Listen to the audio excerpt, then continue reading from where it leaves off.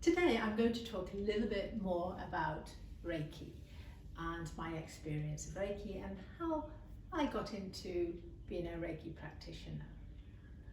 There's going to be lots more sessions about Reiki on my channel, and I'm lucky that I work with some of the most amazing people, and we will be introducing some of them in my sessions on the channel. So many of you will have heard about Reiki and thought, what is that? Or some of you may have had fantastic, wonderful experiences, and some of you may have had some not so great experiences, because there's a lot of misinformation and misunderstanding about Reiki. And Reiki is just a life force energy that we can all tap into. Reiki was founded in 1922 by this lovely gentleman, Usui Sensei. And we will talk about how he founded it, how he found Reiki in another session.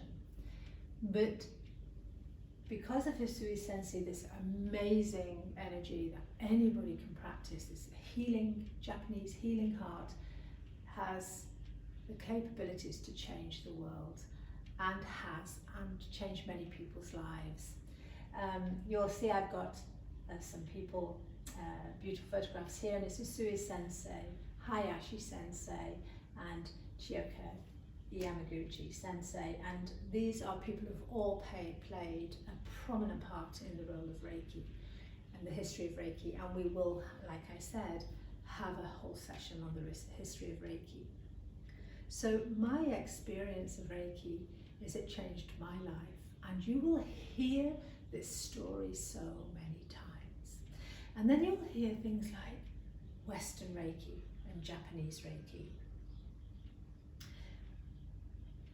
Reiki energy is the same whether it's practiced the Western way or the Japanese way. Reiki comes from Japan. It is a Japanese healing art, and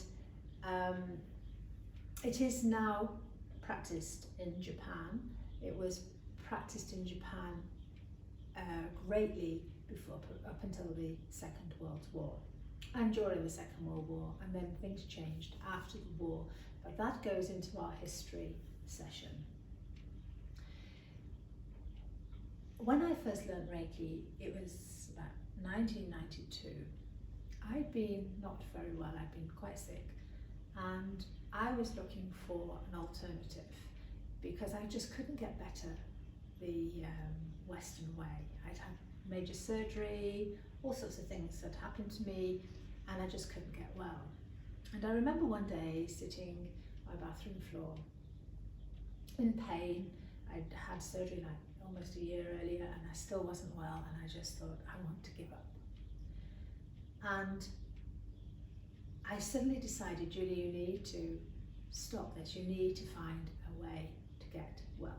So I threw all my medication and everything into the bin, and I was living in the Middle East at the time, so it was kind of difficult. In 1992, a lot of people had still not heard about Reiki.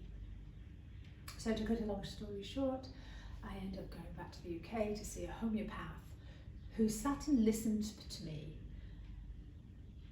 for 2 hours. And afterwards he says to me, well, Julie, really, I can't treat you because you don't live here. You live in the Middle East. And I said, I have an argument with him. I said, but I told you I was not living here, and you still wanted to see me. He said, you still see me, so I've flown all the way here. And he says, yes, he said, I just had this feeling I needed to see you. He said, what you need is something called Reiki. Well, I'd never heard of anything so stupid in all my life. I'm thinking, Reiki? What the heck's Reiki? I can't even do homeopathy where I'm living, let alone something called Reiki.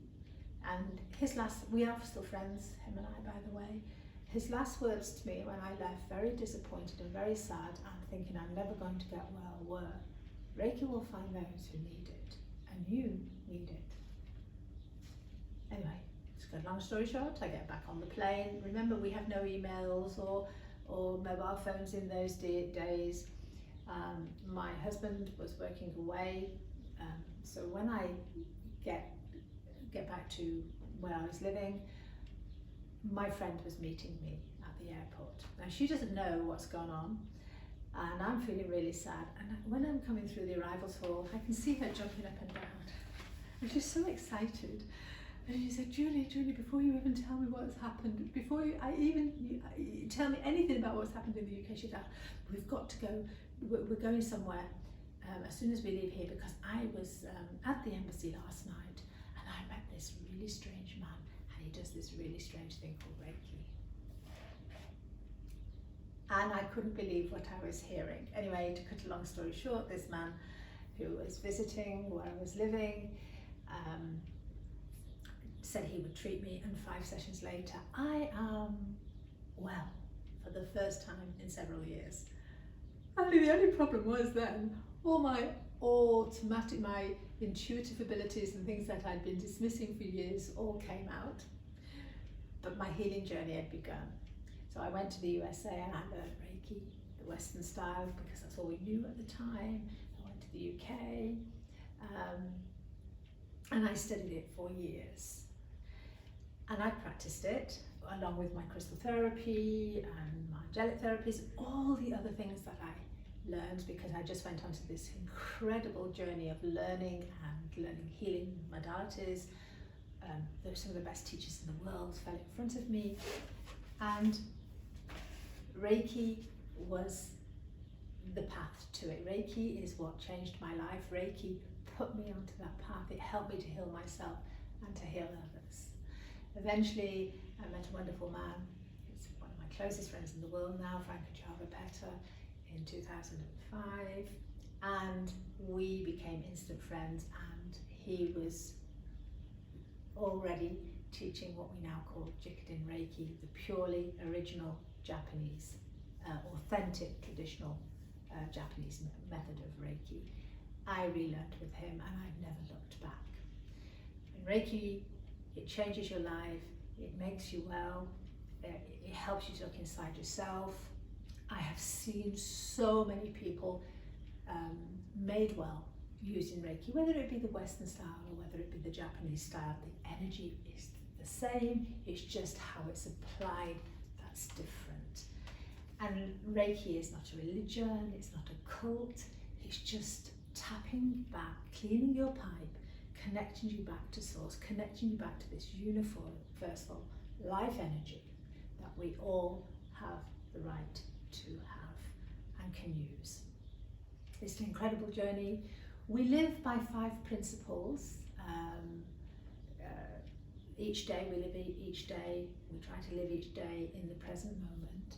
We try not to be angry or to worry. We live with gratitude. We do our duties, and we're kind to everybody. Reiki changes people's lives.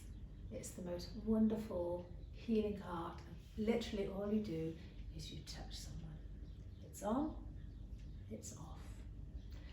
And that's Reiki. There is no harm in it. It can never harm anyone. You do not need to do any rituals. Everybody can learn Reiki, because all it is we're connecting ourselves back to the life force energy that is us. I hope you've enjoyed my brief explanation of how I got into Reiki. These lovely people here, and understanding who Usui Sensei is, and we will have a whole section on the channel about the Reiki history, and we'll have one of the most wonderful people, a Reiki historian, Frank Arjava, talking about it, because that's his expertise, and I am very grateful to call him my friend and to work with him. So I'm going to close now saying the Reiki principles in Japanese, and I look forward to you joining me soon on my next episode on the Reiki on the YouTube channel. Kyodaki wa ikaruna shin pai suna kanshashite gyo hagime hitani shinsetsu.